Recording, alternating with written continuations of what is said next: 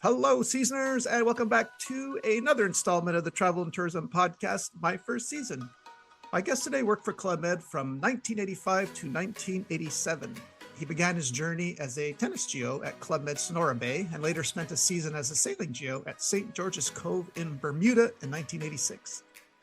A lifelong sailor, David honed his skills at the Royal Canadian Yacht Club in Toronto and even had the chance to play tennis with Swedish champion Stefan Edberg. Joining us from Ontario, Canada, please give a very warm welcome to David Wright. Hey, David, how are you, sir? I'm great today. How you doing? Good. I was enjoying your photos on, XGO Facebook group. I recall in the past seeing, a photo of you and a certain Canadian Prime Minister. But we're going to get to that. I reached out to you. You agreed to come on, so I'm happy about that. We do have a lot to get into with you here today. So one question: are you ready? Yes, I am. All right. So we said you're from Toronto. You now live in Collingwood.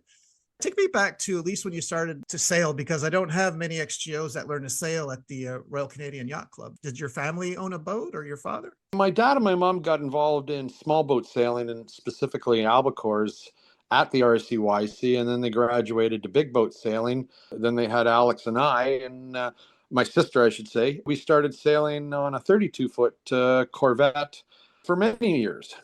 Then we graduated, I guess, when I turned 17, actually right on my 17th birthday. We got our second boat, which is a Niagara 35. And I kind of adopted that boat to my own liking, if you know what I mean. Got it. Where does tennis come into play? I mean, I know you played squash also, but I guess what age did you start playing tennis? I started playing tennis at about 5. 5. Okay. All right. Interesting. And did you take to it right away? Did you like going to the lessons? Were you forced into it, or you wanted to do it? No, never forced into it. Never took lessons until I went for my certification when I was 17. But to backtrack, I would go up to my school wall. In our days, it was you left the house and you had to be home by the time the streetlights came on. But so I'd go up to the school wall and I'd bang tennis balls against a wall with my old Max Ply wooden racket. And so it was sort of self-taught, I guess you might say, with a little bit of God's grace. I had some born talent.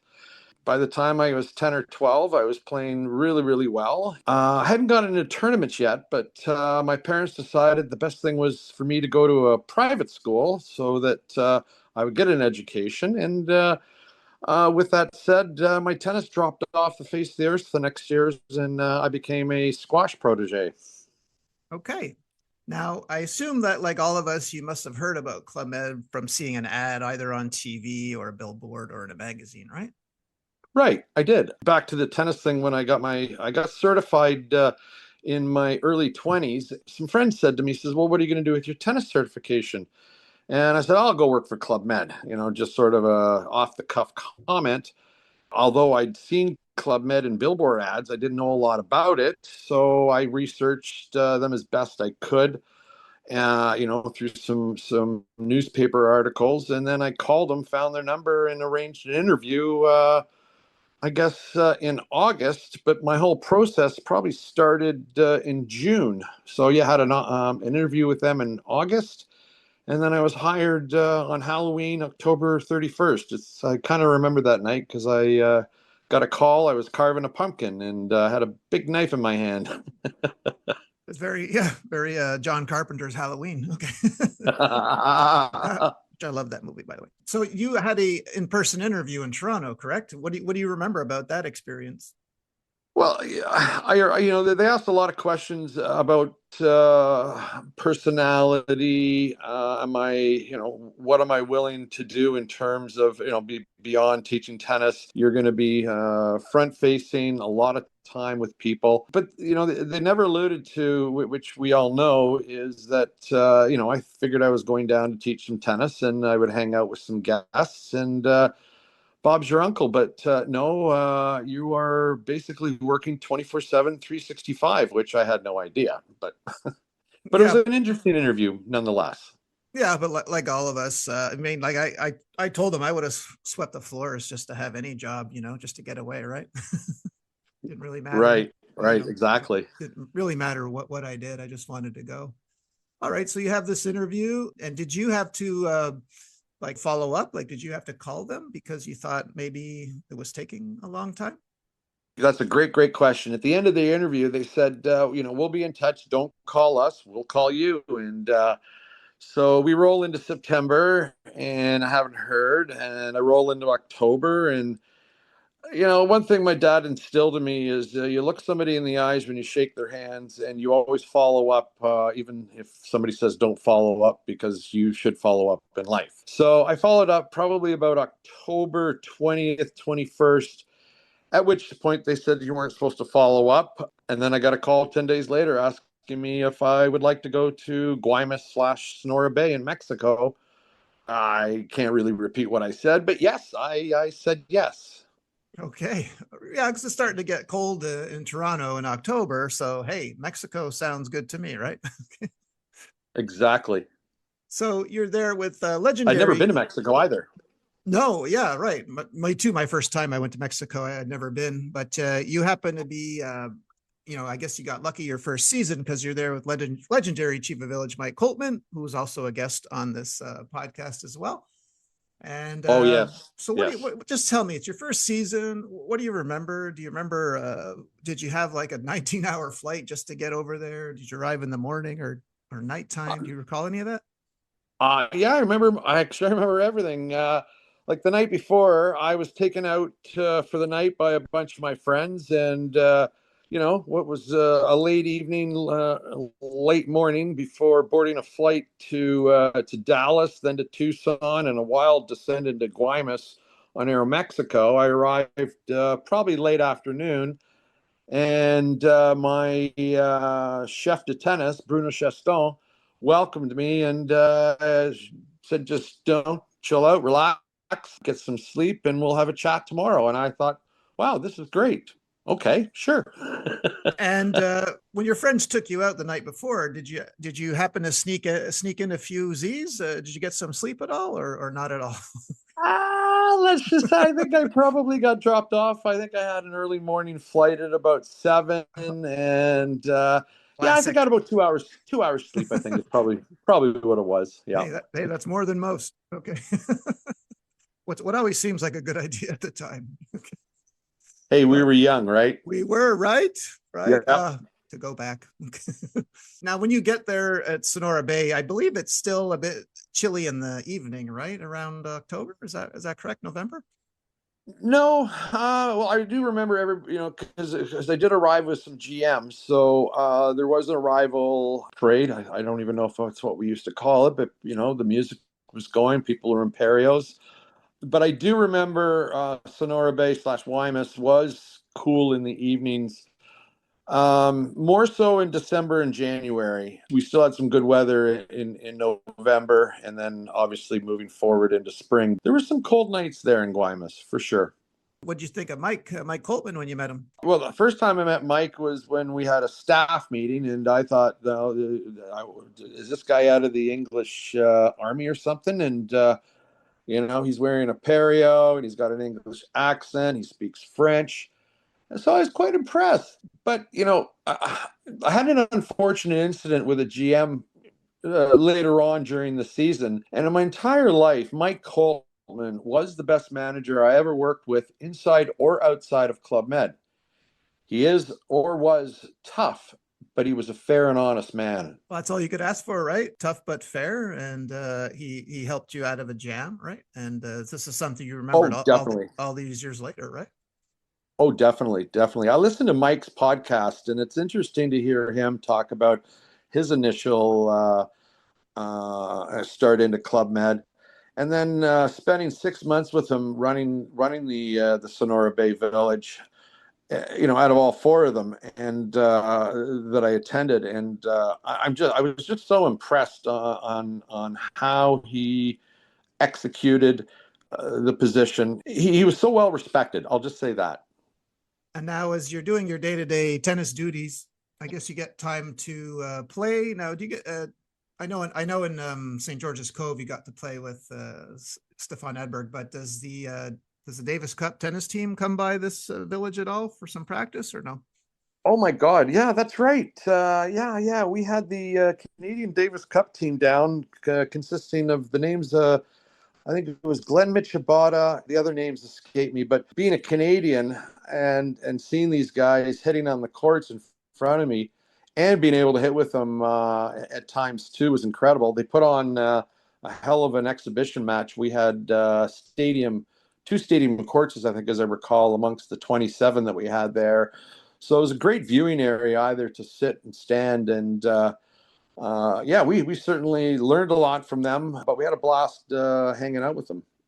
And you also met another very famous Canadian because Pierre Elliott Trudeau was the Prime Minister of Canada from 80 to 84. So just 1 year after, he stopped being Prime Minister, you somehow find yourself at the same resort as him. And by the way, listeners, David has an awesome photo of himself with Pierre Elliott Trudeau. We're going to put on the My First Season Facebook page with his permission.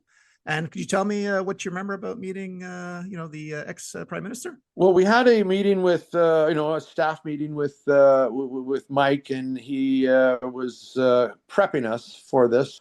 With all celebrities, when you're involved with Club Med, which I found, and in life generally, treat him as a human being, and don't ogle over him what he was trying to pass along.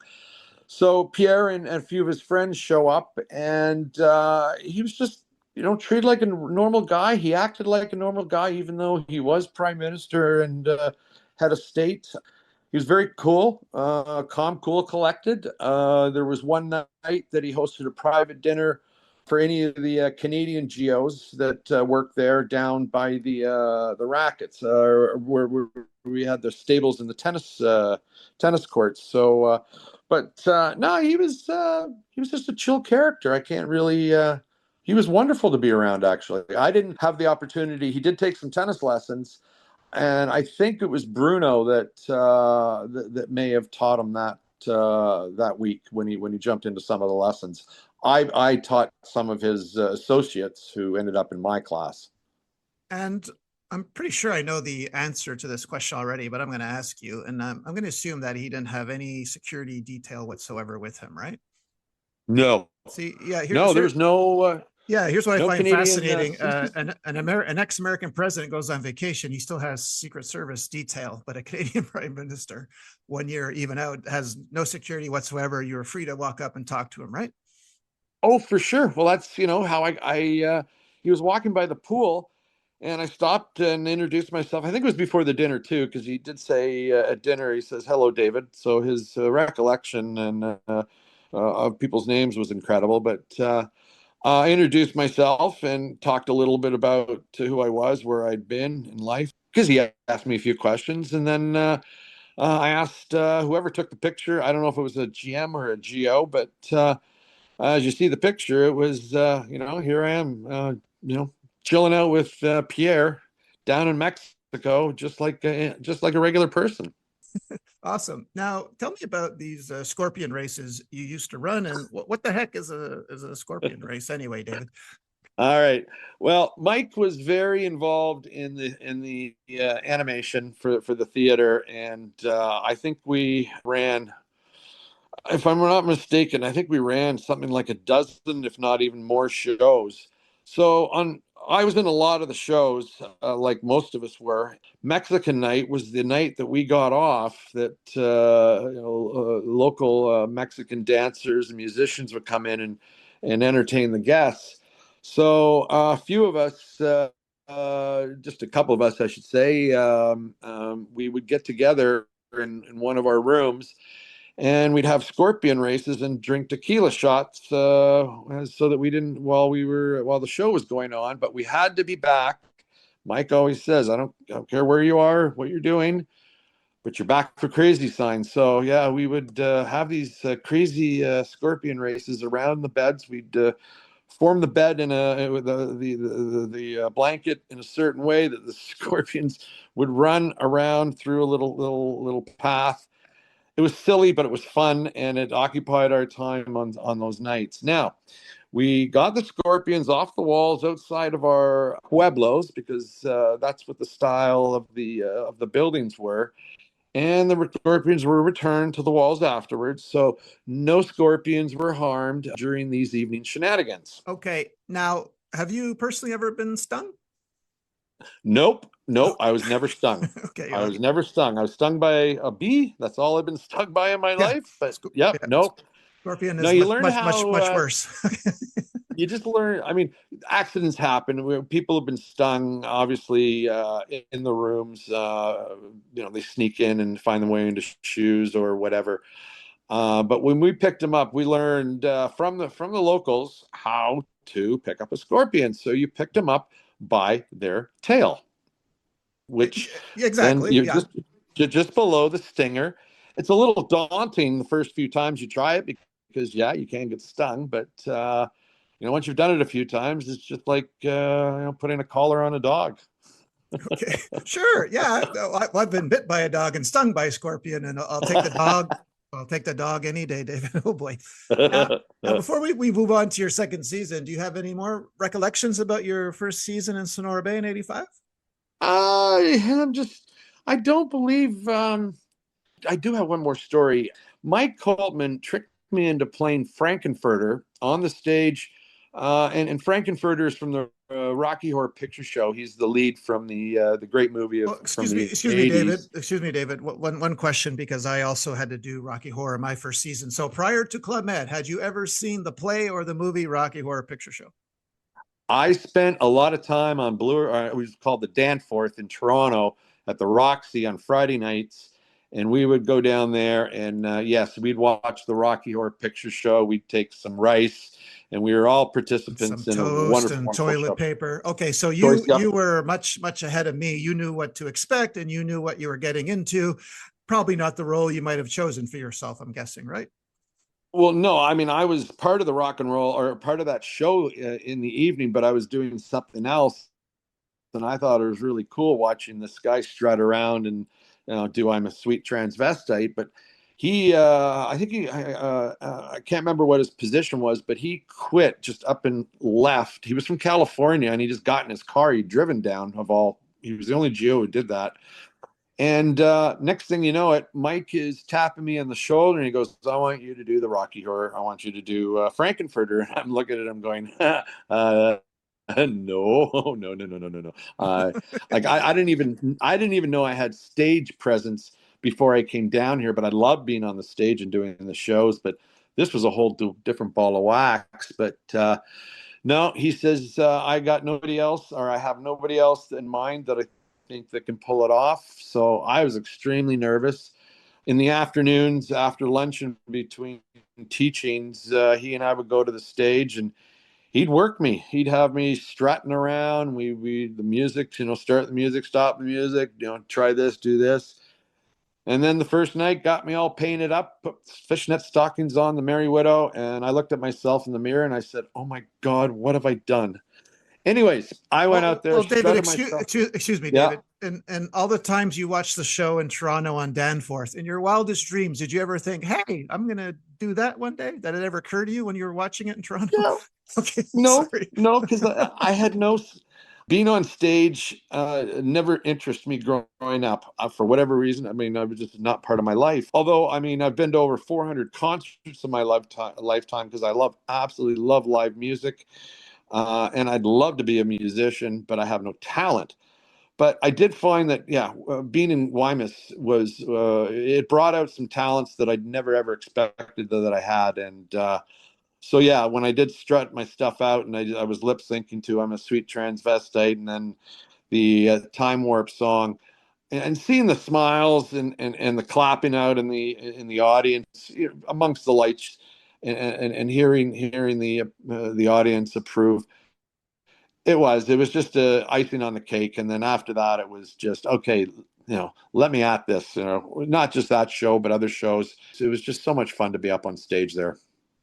And then after this season, you take your onstage talents to Punta Cana in '86, CDV, Chef de Village Bernard Pollock, Responsable Tennis. Now, do they ask you where you want to go after Sonora Bay, or you chose Punta Cana? Do you recall? Nope. I was They were starting to move us all out after our first season in Wymus, Sonora Bay. People were some people, I guess, who had experience. They were able to request places they could go. But being a first season or going into the second season, I was told I was going to Punta Cana. Now, back then in '86, was this a family village or was it singles, adult? Do you recall?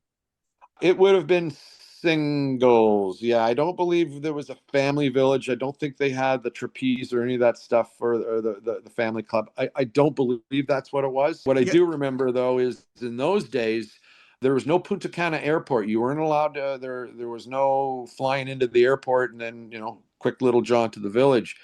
You had a 3-hour van ride from Santo Domingo, and I can tell you the roads because you weren't always on a highway, so it was a little bumpy. We got in at midnight into Santo Domingo and then into 3 a.m. into the village. So And about a speed. what can you tell me about your arrival here? Did you stay like 6 months altogether here? Pretty close to it. It was a more quiet village in terms of how can I put it?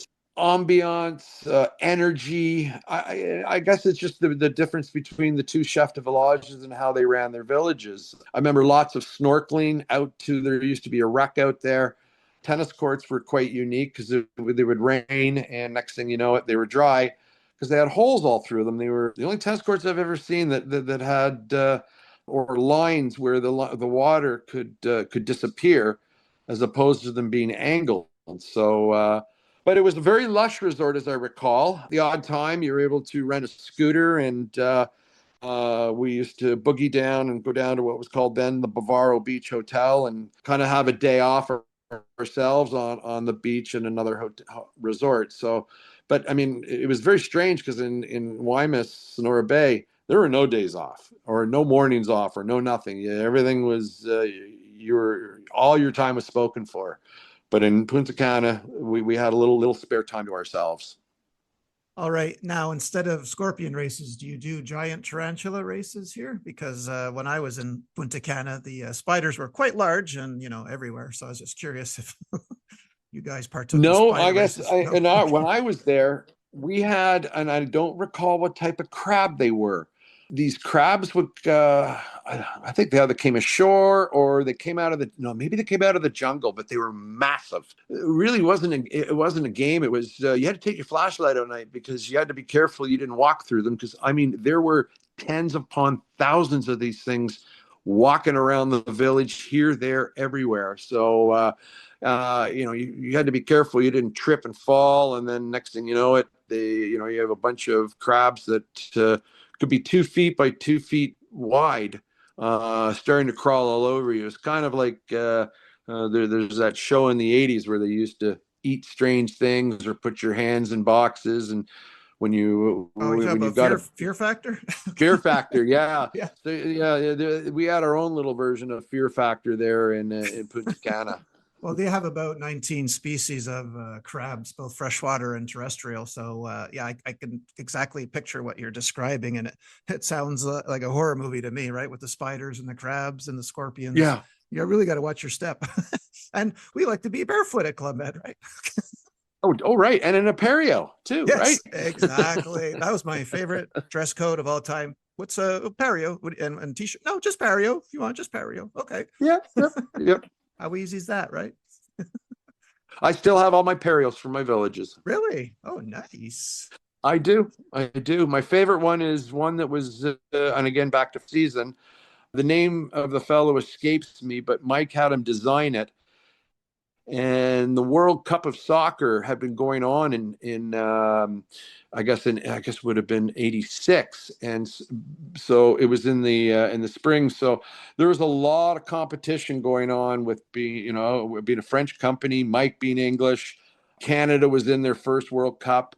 So the Perio was all set up with a football field, Mike's team, and it was very personalized. The other villages, they say, were, they just said either, St. George's Cove or Punta Cana. They didn't do personalized Perios. But Mike's, I keep it in a very special place. Excellent. So now your next village, because I've only seen photos of this beautiful village, and to me, anyone who got to work there is very lucky. St. George's Cove in Bermuda with Chef de Village Pierre Simes from 86 to 87. And you finally get to put in all those hours of training you did at the Royal Yacht Club, right? Because here you're doing sailing. So did you just want to switch from tennis to sailing, or that's where they needed you? There was not a tennis position available, apparently. They asked me where I'd like to go, or do I do anything else? And I said, well, I'm been a sailor all my life. And they said they had a position available in Bermuda. And I said, well, sure. I've been a sailor most of my life. I'm big boat or a little boat. It didn't make any difference to me. So yeah, I fly into Bermuda, and I will never forget the landing because I've never been part of a crab landing. Do you know what a crab landing is? I can't remember. Please tell our listeners what that A is. crab landing is when the plane is coming in for a landing. Normally, the plane flies straight in and lands. Well, on a crab landing, it flies sideways because you have a very big side wind. Oh yeah, And yeah. what happens is you're sitting over the wing and you can see the runway as you're landing, and you're like, oh my God, I'm not going to make it. And then at the last second, the pilot drops the plane in and straightens it out, lands it, and it's Bob's your uncle. It's a wonderful landing. So, yeah, I get to the village, and it's a bit of a different village because it's a resort. Sorry, it is an actual hotel in St. George's Cove. We were housed in the geo quarters, kind of around the backside in dormitories, lack of better words. And so I arrived down on the beach. I guess it would be the next day to meet the sailing team, and I go to give my first lesson, and it's with a laser. And I've sailed lots of lasers in my life, and I hadn't the foggiest idea how to teach people how to sail. I know how to sail, but I couldn't convey to a beginner without demonstrating it and being in the boat with them. So thank God, I think his name was Mike, came over, put his hand on my shoulder, and he taught me a very important lesson about sailing that can go to almost anybody if you want to learn. So, what you want to learn to do is sail 90 degrees to the wind. And so, what that means is you're going to sail back and forth along the same plane. And what you're going to do to come about is you turn your boat into the wind, and then you sail back in the same direction. You get an understanding about sailing. That made all the sense in the world for me. From there, I could teach people how to sail. We had a great time. The season was wonderful. It was amazing to say that somebody with so much sailing experience kind of tripped over his tongue and didn't know what the hell to do on his first lesson. So Wait, just excuse me, David. No, this is interesting because I did some time as a sailing geo. I only learned to sail at Club Med. I did not sail or play tennis in my youth. So I actually learned the Club Med way, if you will. But I could see what you're saying because, and I don't know if you recall, there was this interesting phenomena at Club Med where the guests claimed to have sailed around the world, did the Whitbread or whatever it was, and they had no sailing experience whatsoever. They just wanted to take a boat out, thinking it was easy, and of course they would capsize within 2 seconds. So, did you have a way after a few months of asking trick questions like I did, like to determine if the guest was telling the truth or not about their sailing experience? well, the first thing I would ask a seasoned sailor, as they would say they were, I would say, "What is a jibe?" And if they looked at me with this blank look on their face, they weren't getting a boat. Or I would that's, help them and that's right. with the lasers, because we had two types of boats. We had lasers and Hobie cats. So what a jibe was is when you turn against the wind, and when you turn against the wind, it can be a lot more violent. Yeah. And when that boom Yes. comes flying across, I had one or few of GMs who would tell me what a jibe was, and I would let them go out in the Hobie Cats, and they would, tack their way out. One of the rules was we don't want you jibing the Hobie Cats. Please don't jibe the Hobie Cats. Well, we also in Bermuda, we were not far from where the cruise ships came in. And so we said, no, past this marker, you can't because the ships use this channel. Well, you get, as you said, the white bread or the America's Cup. I know everything. And this guy jibes and puts it over. And there is a cruise ship coming. And we've got to jump on the Boston Whaler, run out at top speed. We're not going to get the boat back over because it's between a turtle, which means it's completely gone over, and a just a dump. So we wrap a line around the mast and we throw the crash boat at full gear and we pull them out of the way. The horns are honking from the cruise ship. I make it sound closer than it was, at about 1,000 feet. But I mean, at 1,000 feet with a huge cruise ship coming in, it's pretty daunting. So that only happened once, but we had a few other ones of I know everything and having to rescue them after they jibed, and we've told them not to jibe. But the one thing about Bermuda, which was incredible, is when it was really too windy to let anybody go out, we had Herbert Magny. His nickname was Mongo. He was just this big, huge guy who had a purple mohawk of hair, and so he'd suit up in the trapeze, and we'd take people out on incredibly fast runs with us, behind the helm, I should say, not just Herbert. But so those were the fun days when we could put the trapezes on and move these boats like they really, really should move. Excellent. So now, David, tell me about how you come to play with Stefan Edberg, because I believe he had just lost Ivan Lendl in the U.S. Open, right? So he winds up in Bermuda. Did you know who he was right away? Did you walk up to him? How does this happen? Well, there were rumors that he lost to Lendl in the semis of the U.S. Open, and there was a rumor floating around that Stefan Edberg would be coming to the village for a week, for some R&R. It came to fruition a couple of days later when he did arrive, and I thought that was pretty cool. And he's a shy kind of fellow. We didn't see a lot of him. And then I'm down on the beach, and the chef de sport, again, I'm sorry, his name escapes me, comes down and he takes me aside. And when people take you aside, you think you're in trouble. So he asks me, he goes, "Did you bring your tennis rackets? I understand you're a tennis player, tennis GO." And I said, "Yeah, I've got them here." And he says, "Well, Stefan Edberg is here, as you well know, and he's accepted an invitation to put on some exhibition tennis here. And we've got one of the tennis pros who's an American, who's a guy, and then we had a young lady from Brazil, but they didn't want to put Stefan on the court in the day. This is the '80s, you have to remember." So he was asking me if I wanted to play in lieu of the other tennis pro, and I basically almost got on one knee and kissed his hand and said, "Yes, yes, please, please, please." I followed tennis. Bjorn Borg was my idol. Until I went to Club Med, I would watch Wimbledon every year. And still to this day, I still watch an awful lot of tennis, even taking my parents to the Canadian Open here last year. So yeah, I get asked, and I think the next day we're supposed to play, and there's got to be almost everybody in the village from a guest standpoint who are watching. So we warm up, and I'm feeling a little more comfortable. And of course, we shook hands. But I mean, you're against the number one player in the world, so I'm not going to bore you with the whole set. But I ended up only losing 6-3 on what they call one break of serve. We were tied 3-3. He holds, serves, breaks me, and then holds. But I held my own, and I was extremely proud of myself.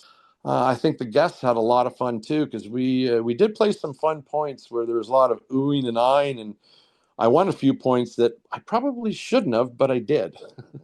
Excellent.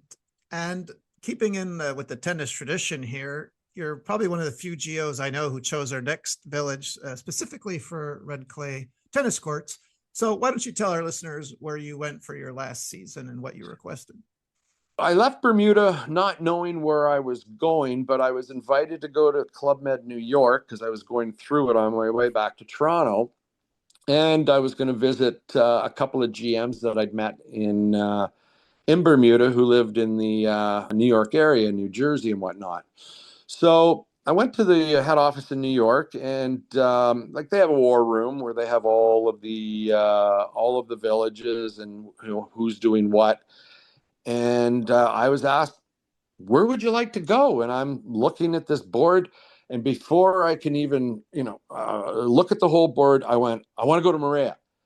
And then I looked at the Maria, and it was already filled for a tennis position. So all right. So then I'm thinking about my tennis career here, and I'd already been to Wymus. I didn't really want to do Paradise Island yet. That wasn't on my hit list. But I chose Haiti of all places. They were reopening it after whatever, I think it was a baby doc, a papa doc, one of the nefarious rulers after they've reopened the village. In that country. And I chose it because of the red clay. They had I think four or five courts, and they were immaculate. They were beautiful. I had a staff of wonderful Haitians who it turned out that would water them, sweep them, brush them, and it was just joy. But that's the reason why I picked Magic Isle was it was reopening. I was going to be a chef de tennis. There were two tennis pros there, and I could kind of get my teaching career moving in a more productive and mature direction, I guess you might say. Okay, great. And from what I've heard, this village was also very beautiful, correct? Extremely beautiful. I very lush, because it's on the island of Hispaniola, Punta Cana being on the opposite end of the island in the Dominican Republic. But yes, it was. I remember it had a beautiful swimming pool. The bar area was amazing. The beaches were incredible. The staff, we had windsurfing, sailing. Unfortunately, the snorkeling wasn't the best, just due to the number of hurricanes that they've had there over the years. It's washed a lot of the vegetation off on top of the corals. And the Haitian people, some of the nicest and most wonderful people that you'll ever meet in your life. It's sad even back then to what the country's going through right now. But yeah, I got a lot of time for Haiti and Haitian people. Okay, so we're just going to swerve a little bit here, David. I probably should have asked you this for your first season, 85, but about 12 years ago on Amazon, I found a book called Another Day in Paradise, The Real Club Med Story by an author named Patrick Blednick. The book has since been out of print, but here we are. Let me ask you, does this sound crazy? Like, here we are 39 years later. Like, you were interviewed by him in 1985 about Club Med, and 39 years later, I'm interviewing you about your time in Club Med. Did you realize this? This is weird, right? I forgot about the book, to be truthful. That was quite interesting. That my first season back in Guaymas, the Patrick came down from Montreal. He was doing an article on Club Med, and ironically, he asked some Canadian GOs about their experiences in Club Med. Would it be okay if I interviewed you and put you into the book? Well, I was 22, I think, at the time, naive or whatever. Sure, why not? I ended up buying the book, I guess, a few years later in the 90s and read it, and it was quite interesting to read the GO's experiences and reading about yourself. So yes, it was a unique experience. Yes, you were one of the four GOs he interviewed, and the book does go into a lot of the history of Club Med, starting from 1950 and up until current time, which was then the book was published in 88. But he interviewed you in 85, and I just thought, well, here I am. You're on a podcast now, so it's another form of media, and you're being interviewed about your time in Club Med again. I think that's pretty interesting, right? I mean, I guess. Oh yeah, absolutely. I guess you're going to be in a movie next. That's the next medium, I think, right? Well, I did work in film. I did work on behind the cameras for a few years there after I got back from Club Med. So. Okay, well, let's keep it so after Club Med, if you can tell me a bit about, because I'm a dog lover and I see you are too. So can you tell me what the Georgian Triangle Humane Society is, please? Georgian Triangle Humane Society is here in Collingwood, Ontario. We are what we call a no-kill shelter. We adopt dogs and cats out to the public. We get dogs transferred in, strays that are found, abandoned dogs that are brought in by the bylaw services. And so my job is I'm what they call a dog adoption counselor. So people come in from 12 to 4, and every day. I'm in on Thursdays or any other day, some days, extra days. And so I interview people, and I find suitable homes for our puppies. And I call them puppies, whether they're dogs or puppies. And but as I say, we're quite successful, and I love it. It's at this time of my life, I'm retired. I look after my father here now in Collingwood. So besides playing a ton of tennis and skiing in the winter, it's my escape to get out and have a day to myself. Well, hold on, David, because you did tell me you play another sport, which I had no idea existed. Can you tell us what padel is, if I'm pronouncing that correctly? Well, yes, you are. Paddle tennis, padel, has a couple of different names there. I discovered it about 7 years ago out in Calgary, of all places, where I lived for 30 years before I moved back home here. And it's a miniaturized version of tennis inside glass walls.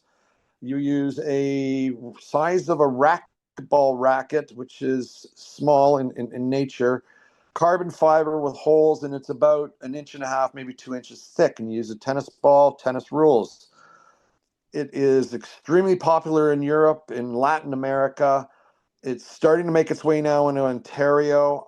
I've been venturing down just to the north side of Toronto to play with some people that I have introduced the sport to.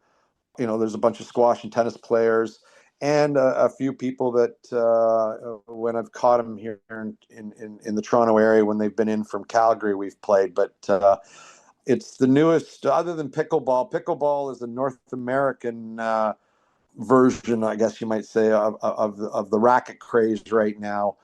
Padel is more for tennis and squash players, people who want a little bit more adventure and a little more skill level. But it's very addictive. It is extremely addictive, especially for someone with my talent or my racket experience, right? It sounds like a good workout too, right? Oh, yes. Oh, yeah. Yeah. And you play for an hour and a half generally. That's what the court time is. I've never, it's sort of like diving now after I became a scuba diver too. There's no bad dives. There's no bad padel games, in my opinion. Okay, excellent. All right, let's swerve back to Club Ed now. In all your time there from 85 to 87, did you come across anyone you really enjoyed working? Well, there's lots of people that I loved working with, and I had to remember some of the names. With Facebook, one of the reasons why I use Facebook is to keep in touch with a lot of the people that I used to work with. I wanted to give a shout out to a bunch of these people. Scott Winter, who I worked in Sonora Bay with, Jose Davila in Sonora Bay, Mike Coltman, of course, in Sonora Bay, Nadine Reynaud, I guess I was with her in Bermuda. Leah Von Hinkel, I was with in Haiti. Leona Carpenter, I did a double season with Bermuda and Haiti. Bruno Chaston in Guaymas / Sonora Bay. Pepe Franco and Christine Franco from Sonora Bay. Teresa Bianco from Bermuda. Christian Massey from Canada, another Canadian, I should say. Lives in Vancouver and then he did sailing in, what am I thinking again? Sonora Bay. Herb Magne, Mongo, I love him to death, Bermuda. Henry Five, who was my chef de sport in Guaymas, and Alex Mooney from Bermuda. Is there anything that, like, even today that you miss about Club Med? Like, do you still find yourself thinking about it and saying, "Oh, gee, I missed that"? It played a big role in my life growing up. It was a time in my life that I needed to get away and sort of discover who I was and who I wanted to be. It still has a profound effect on me. Obviously, I'm sitting here talking to you about my experiences, and frequently they come up in chats of memories with could be friends or family, or if I'm meeting somebody for the first time, it may pop up. There were times, yeah, that after I was done, I thought of going back, but it wasn't in the cards for whatever reason. I dropped in in a couple of resorts over the years as a GM, which was quite interesting. I had some great time, but yeah, no, I think I'd be, if I was single and not married and I didn't have a dog, I might think maybe I should go back for one more season and give it another round. I know I could do it. That's the No, you're funny not. thing. You're I not alone, could. David. We all think that and hope that. Well, I know I Especially could in do it. winter. Especially in winter. Okay. Well, I play, currently I play on average about 4 hours of tennis a day, and that's about 4 times a week, and then skiing. So I've managed to still keep myself in shape, again with squash and padel. So, Well, be careful now, David, because it could happen that some of the Club Med brass in Miami are listening to this and might give you a call there. You never know. I don't know if they can afford me these days. All right, now maybe I got one last question here. Is there any village that you consider magical? Like I'm trying to figure out if when you started working for Club Med, is there one season you put above all the others, or you just like them all for different reasons? Okay, I have a calling to two villages, and their first one is Guaymas/Sonora Bay because it was my first. It was very unique. The Pueblo style buildings that we had, having a ranch, having 29 tennis courts, sprawled over a huge property right on the ocean. Then you had the desert, and then you had the mountains in the background. It was very, very picturesque. And of course, the team. I have to throw this out that we were ranked best team in winter in Guaymas in all of Club Med in the whole world from a GM standpoint. I remember Mike telling us that. So I do hold Guaymas still very close to my heart. But I would say close to me, the second one would be Bermuda. And being the sailing geo, working on the beach for the 6 months, even though that we had the hotel style building and a great team. Don't get me wrong, fantastic team, second to none. But it was more, as I say, since I wasn't doing tennis and it wasn't the structure. It was more of a relaxed one. So I got to throw Bermuda as my second favorite out there. All right, David, we have come to the end of our time here together, and I just want to thank you, on behalf of myself and all the seasoners out there for sharing your story with us here today. It was very kind of you to do that. So big thank you, David. Well, you're very, very welcome. And it was an honor, actually, an honor and a privilege to be able to share my experiences, with everybody else who's done their first seasons and who are veterans and whatnot. And maybe if there's anyone listening who thinks that they want to try it themselves here and moving forward in 2025. Well, yeah, thank you for that. Would you say the process has been painless for you? Sorry, would you mean the Club Med No, process no, or? my process from taking you from step one all the way to the Oh end, no, the man, whole way. Has this been painless for you? this has actually been extremely painless. This has been an Nice. honor. No, this has been a lot of fun actually, and that's why I contacted you. I wanted to share this my experience with you, and I've heard and read your things online, and I thought that we could have some fun with my old Oh, lifestyle. we did, sir. Thank you so much again. Would you like to take us out? Hands up, babe, your hands up. No, I'm not singing. As I said, 400 concerts plus. Just saw Paul McCartney this December 2024 I'm just putting a plug out there, out in London. I was in the London, England for Christmas with my father. Scored a ticket to Paul McCartney. Ron Wood from the Stones and Ringo Starr showed up for a couple of guest appearances. I had probably one of the most fun times at a concert I've had in my lifetime. So bucket list almost complete. Well, yeah, I mean, Christmas in England, number one, and then you get to see, the concert of concerts. Well, it sounds like one of the best Christmases ever, if you ask me. Yeah, yeah. It really, really was one of the best Christmases. Although back to Guaymas, spending my first Christmas away from my family and doing it back in Club Med when I was really young. I felt very lonely being away and no snow, but they made it feel like I was at home. So even though I had to work, right? Because we all had to work on Christmas. That's right. Well, no, but that was a very nice sentiment that you shared there. Couldn't have said it better myself. Well, seasoners, that was the one, the only David Wright, and we'll see you all next week with another new installment. Say bye, David. Goodbye, au revoir. See you later.